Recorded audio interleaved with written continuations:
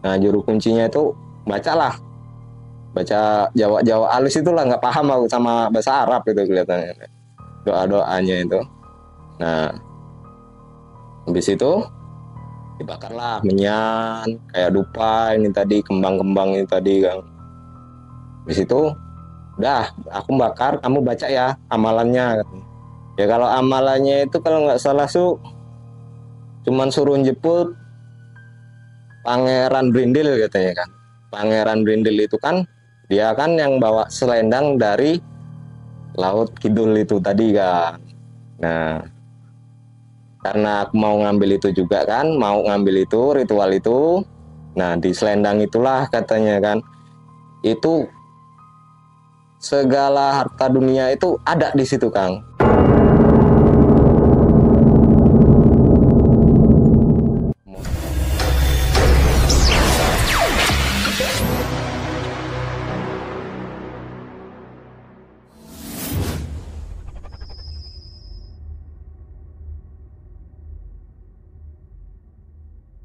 Sobat Ekspedisi Kang Odeng. Pada kesempatan kali ini kita ditemani oleh seorang narasumber yang bernama Mas Doni. Mas Doni ini asli Sumatera, Palembang Mas ya. Ya.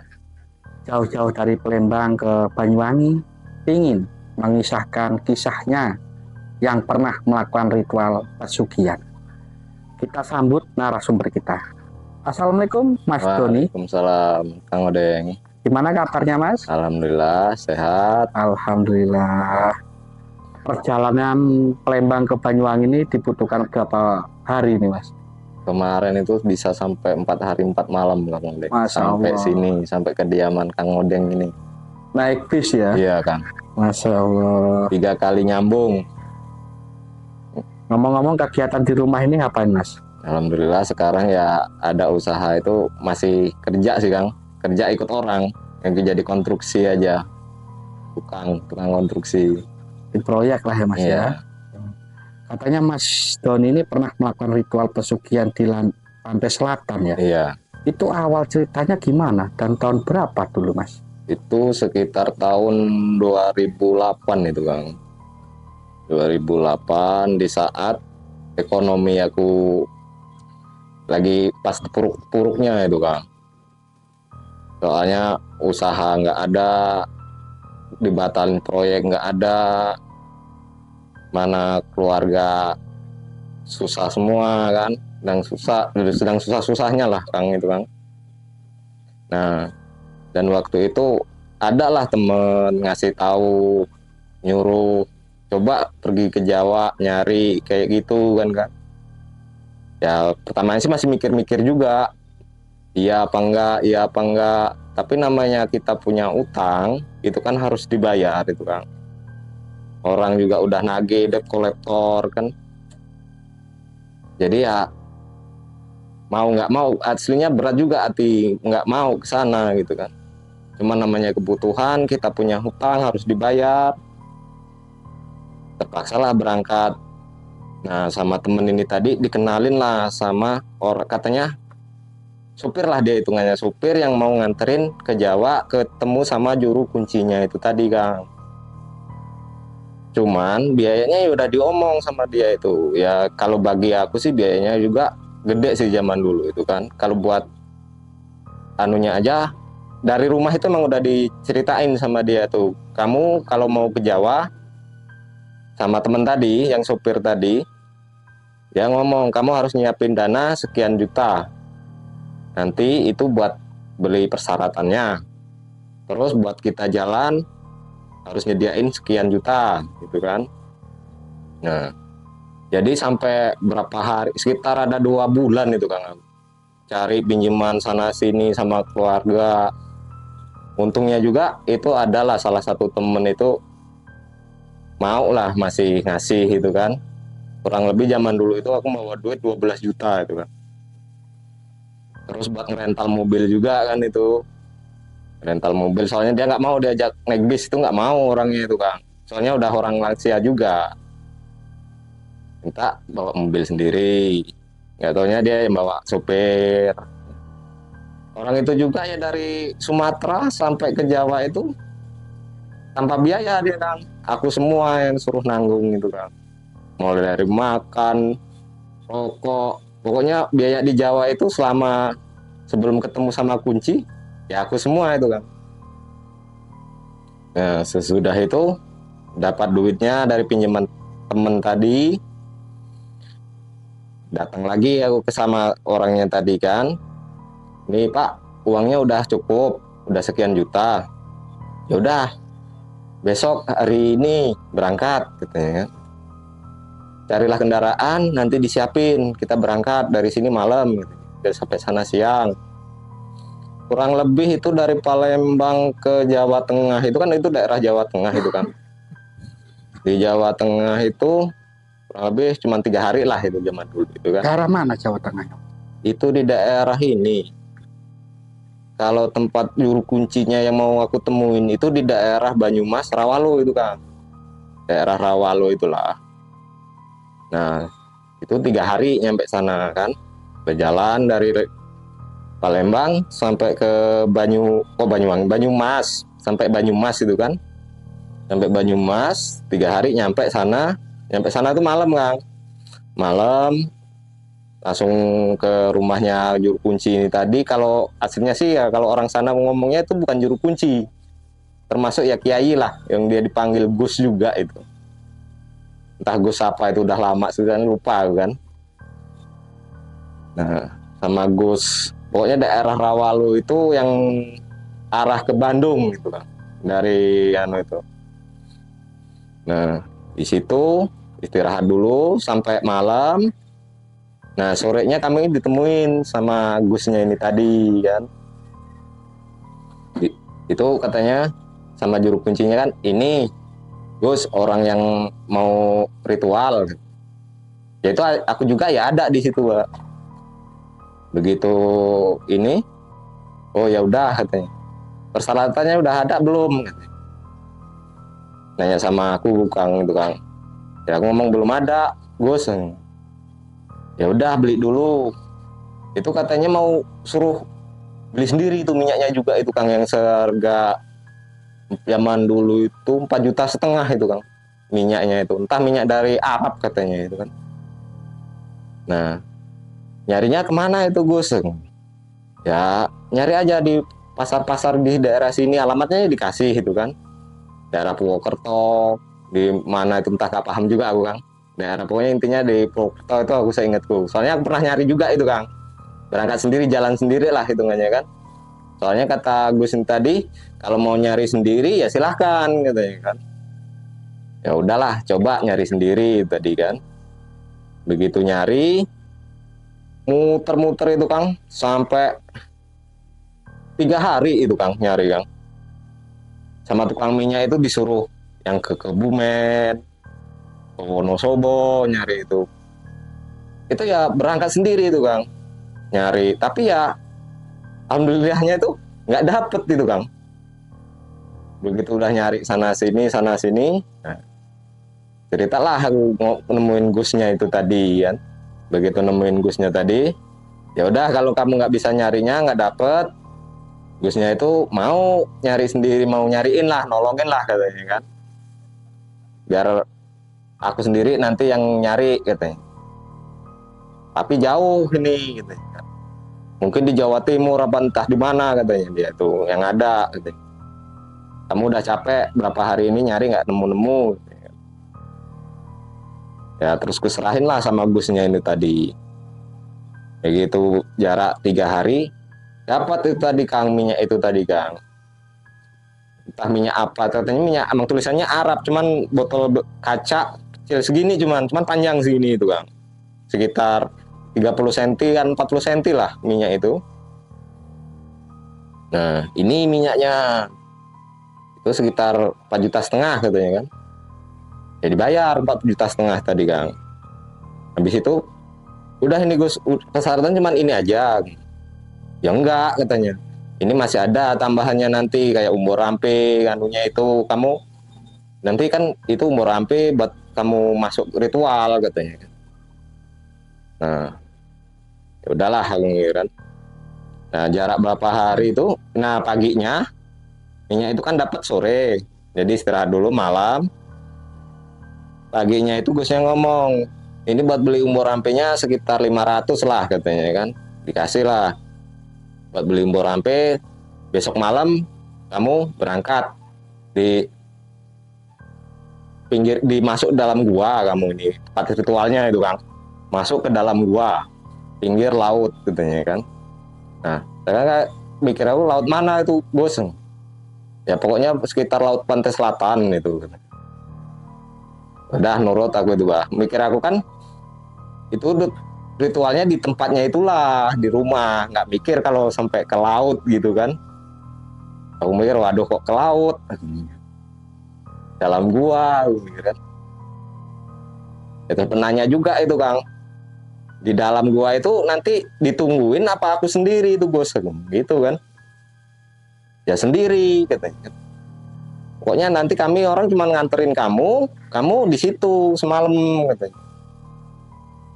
Nah, ya udahlah mikir aku karena udah namanya kita butuh, kita dikejar utang kan Kang. Ya udahlah. Begitu itu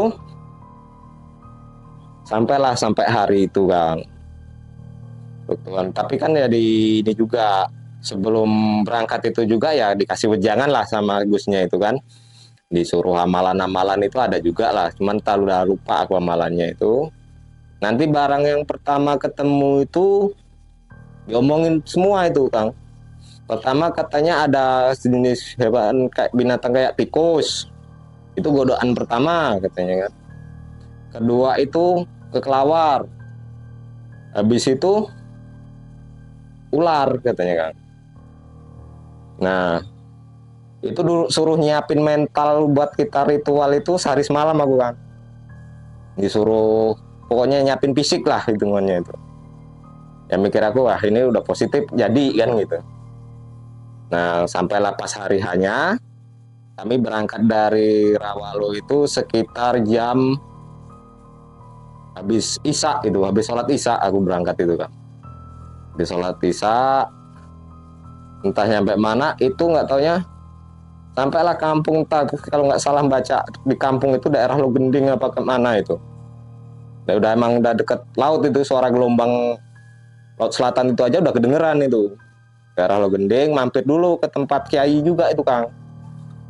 Nah terus aku ngomong loh ini ke tempat siapa, ngomong sama Gusnya tadi kan, tempat siapa ini Gus? Ini orang yang anterin kamu nanti, dia tuh asli juru kuncinya. Nah di situ aku udah mulai curiga itu Kang. Loh kok juru kunci kan gitu. Juru kunci bukannya Gus yang di Rawalo ini tadi kan.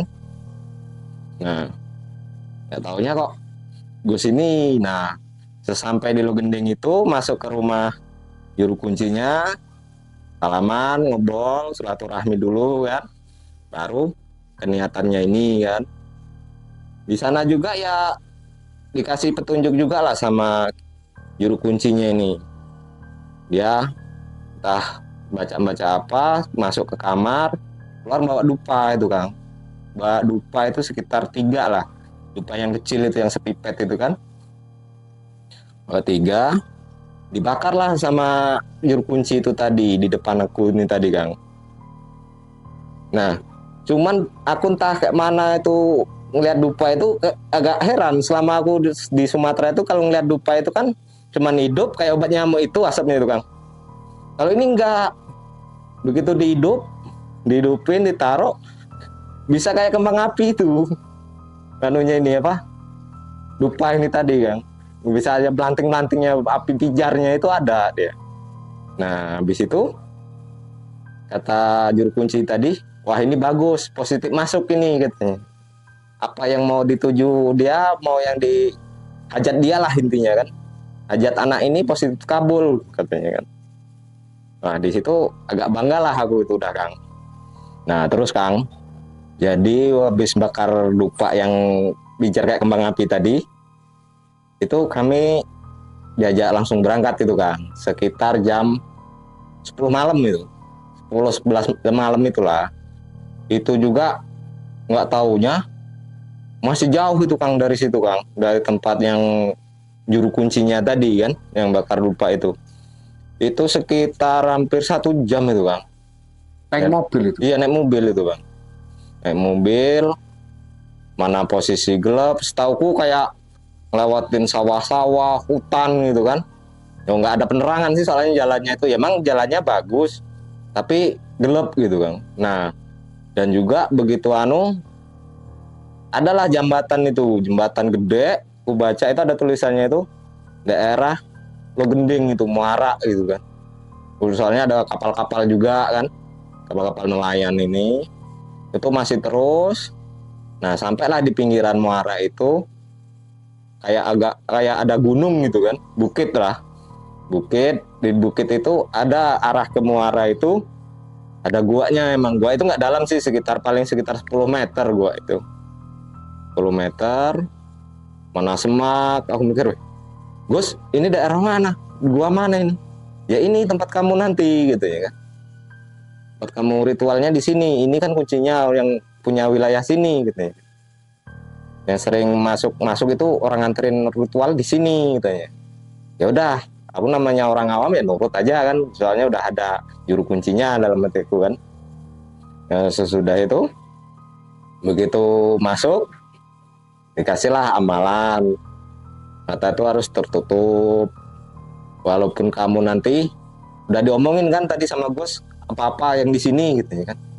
Kalau nyamuk itu mungkin nggak ada katanya kan. Ya emang nyamuk nggak ada itu Kang di dalam gua itu. Cuman tikus, kekelawar, ular itu mungkin katanya. Itu godaan. Sampai dia juga ada ucapan gini juga sih Kang. Kamu nggak bakal mati kok walaupun kamu di sini gigit ular juga. Nah, jadi kan buat saya agak nyaman lah mungkin kan gitu. Nah, masuklah ke dalam gua itu Kang, begitu nyampe Kang. Masuk, aku disuruh duduk lah itu. Duduk. Minyak itu tadi dikasih lagi kan.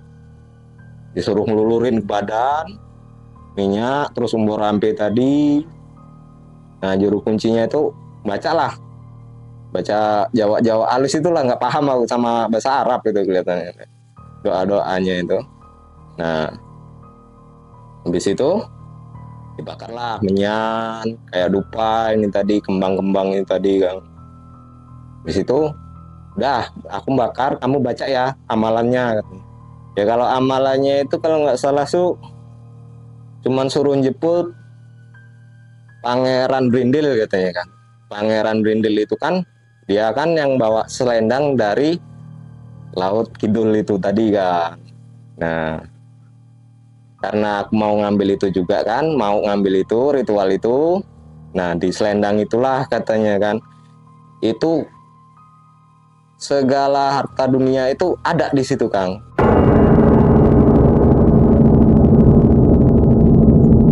Mulai bukan dari uang, dari perhiasan kayak emas, itu mungkin di sana sejenis kayak penarikan apa kayak mana gitulah, nggak tahu. Cuman kan aku intinya karena pengen nyari untuk dunia, materi. Jadi aku ikutin aja itu Kang. Nah nanti di selendang itu, dan juga selendang itu nanti buat nyambung kamu ke Laut Kidul, ke dalam katanya. Kalau Gusnya itu ngomongnya kayak gitu. Jadi nanti itu buat gerbang kamu gitu. Kamu juga ini kalau udah dapat selendang tadi Kang, katanya kamu nggak di sini lagi nanti gitu. Kamu langsung pulang, tahu-tahu kamu udah di rumah kamu, bahkan mungkin di dalam kamar kamu tahu-tahu nanti gitu. Nah jadi nanti kamu berhubungan sama Laut Selatan itu tinggal pakai selendang ini, kamu langsung ke sana gitu. Interaksinya tadi gitu ya. Nah sesudah itu kan aku ritual itu Kang, ritual pertama habis dibakarin kemenyan sama dupa yang tadi, gak lama Gus sama juru kuncinya itu keluar. Emang ngomong dia sih, aku nanti keluar, paling kamu kutunggu di pintu gua katanya. Pokoknya kamu deal nggak deal, bisa nggak bisa, tahanin sampai semalam ini. Nah, dan juga emang juru kuncinya ngomong juga Kang, kalau nanti gerimis, nanti kamu keluar, tapi kamu nggak bisa keluar sendiri tanpa diambil sama Gus ini gitu ya kan. Nanti Gus inilah biar suruh bawa kamu keluar gitu. Oh iya Mbak, siap. Nah sesudah itu, begitu mereka udah keluar, udah disediain semua, aku udah ngamalin untuk amalan nanu tadi, Pangeran Brindil tadi Kang. Itu gua yang tadinya panas itu dingin itu Kang, kayak di blizzard lah, kayak ada AC-nya itu kan. Ya emang kalau nyamuk itu nggak ada Kang, cuman sekitar selang 2 jam mungkin lah. Itu kan aku mulai ritual jam 12 malam itu Kang, sekitar jam 1-an mungkin. Ini nih dengerlah suara kayak tikus ini tadi, namanya di gua gelap kan kita nggak ngeliat itu Kang, dan juga nggak bisa toleh-toleh katanya kan, suruh pokoknya ngamalin itu terus gitu, sambil nunduk katanya kan. Begitu itu tikus ini mulai yang jalan-jalan di badan ini Kang, tikus. Gak lama itu habis tikus ada lagi kayak kekelawar itu terbang-terbang itu, entah kekelawar entah apa nggak tahu lah, namanya gelap kan. Habis kelawar. Nah habis itu ada desisan ular itu Kang. Nah di ular itu aku mulai agak ragu itu Kang. Agak ragunya lah, kalau matok kemana ini ular ini kan. Suaranya suara desisan ular kobra kan gitu. Karena aku mikirnya tikus ini tadi, banyak tikus positif ini tadi ada ular aku mikirnya. Gak tau ya, malah tikus ini tadi Kang, tahu-tahu gigitin aku itu Kang. Kaki, tangan, digigitin sampai kerasa perih tangan itu, tangan kaki itu keluar, perasaan darah keluar itu kerasa netes itu, pedih semua tuh. Habis itu wah mungkin ini cuman ininya aja, cobaan gitu kan. Begitu nggak lama kerasa ular itu Kang, jalan itu naik ke badanku nih sampai ke leher itu, ngelingker dia Kang, ular itu Kang. Kerasa bener dijilat-jilatin ular itu, sampai desis-desisnya ular itu. Aku mikir ini tikus sudah nggak gigit, ular yang datang. Aku mikir waduh, aku mikir. Kalau dipatok kayak mana ngelingkar di leher juga ular ini Kang. Habis itu aku biarin sampai lama itu masih ular itu Kang, sambil ngamalin itu terus. Cuman ya nggak ada, katanya kan setelah godaan itu ular kayak tikus yang tadi, ketemulah sama pangeran itu tadi kan, Pangeran Brindil, katanya orangnya pendek bawa selendang gitu kan. Itu tunggu. Nah kalau seingat saya nih Kang ya, ayam jago kokok pertama itu kan sekitar jam 3 subuh kan itu. Nah mikir aku, nah jam 3 ini udah jam 3 gitu kan, nggak lama lagi. Tunggu lagi sambil ngamalin. Kalau ular sama tikus ini masih kan di badan itu gigitin, lingkar-lingkar. Kalau ularnya perasaan bukan satu aja ular itu, perasaan yang nyelip-nyelip di badan itu banyak. Posisi saya juga duduk sila kayak gini kan, ular tambah banyak, tikus tambah banyak. Ya udahlah, mana baunya udah bau anyir itu Kang, bukan bau wangi kembang dupa tadi, enggak, udah bau anyir, bau amis lah, amis anyir darah itu. Pikir gua udah kalau mungkin bener-bener ini bentar lagi keluar nih. Tunggu sampai jam 3:30 itu ayam kokok orang mulai ngaji di masjid itu kan, dengeran suara orang ngaji masjid, udah mau masuk subuh itu Kang. Sampai subuh, nah kok nggak ada itu, dipanggil itu tadi Kang. Mungkin apa karena tadi waktu hujan kan, emang posisi itu juga gerimis itu Kang, sekitar jam 12 malam, jam 2 malam itu pokoknya sekitar mulai nggak kerasa lah kakiku duduk itu, gerimis emang kedengeran dari dalam gua itu. Nah seingat saya tadi, juru kuncinya kalau gerimis kan suruh keluar itu Kang, ini kok enggak, aku mikir apa nggak tahu apa kayak mana kan, mikir apa disengaja kan. Nah sesudah itu sampailah jam subuh, sekitar azan subuh itu Kang. Subuh itu aku sampai teriak itu Kang, minta keluarin. Mikir kata juru kuncinya juga, kalau subuh kamu ini percuma, apa kalau gerimis nanti kamu mending lebih baik ngulang lagi katanya kan, mending ngulang dari awal lagi katanya. Ya udah sampai subuh, begitu keluar Aku teriak-teriak minta keluarin, nggak dikeluarin, dibiarin itu Kang. Sampai pokoknya udah pajar kok Kang, sampai udah terang itu. Aku aja ngeliat lingkungan gua itu udah kelihatan itu, yang tadinya gelap, jadi kelihatan. Dan juga yang aku heranin ini waktu subuh itu azan subuh, yang tadinya badanku perih semua itu Kang, yang ngerasa darah keluar, gigitin tikus sama ularin tadi, itu hilang sendiri Kang. Tanpa bekas, tanpa luka gitu. Badan kerasa tangan, kuping, kaki ini digigitin tikus itu tadi sama patok ular itu kerasa bener itu. Tapi begitu adzan subuh kok hilang sendiri-sendiri gitu kan. Mikirku wah ini udah batal, ini gagal. Terus aku teriak-teriakin tadi kan, Gus keluarin aku. Ini gagal, ini batal, ini nggak jadi ini. Nah jarak berapa lama itu Gusnya masuk itu Kang. Begitu Gusnya masuk itu tadi Kang, aku tuh udah suruh keluar itu Kang. Gusnya bawa, pokoknya entah apa itu, dia megang bunga itu, bunga umur rambe tadi dipegangnya, dibacain. Aku disuruh keluar. Ya namanya kita duduk semalaman kan, keluar itu, sampai merangkak Kang, merangkang sampai pintu gua itu, karena nggak bisa berdiri kan. Keluar langsung masuk mobil. Begitu masuk mobil, Gusnya itu masih lama entah apa yang dibaca-bacanya di dalam itu.